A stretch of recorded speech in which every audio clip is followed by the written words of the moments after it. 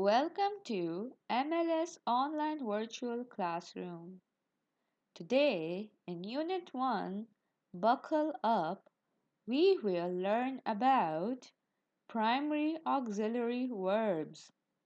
So, open up page number 14 and let's get started. On this page, you can see that there are three pictures. Let's see what they are about.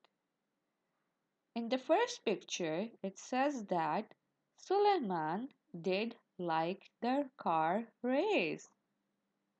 Now focus on the highlighted word as well. Let's look at the second picture. It says that Ali Green did not win the race. The third picture says that did your father take the alternative route? Now that you saw the highlighted words in the sentences, they are primary auxiliary verbs and they help the main verb. For example, in the sentences above, the auxiliary verb here was did.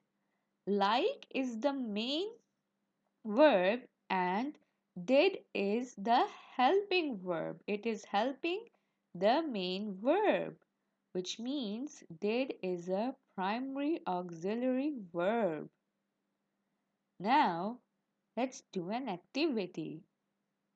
Make more sentences as above using the primary auxiliary verb.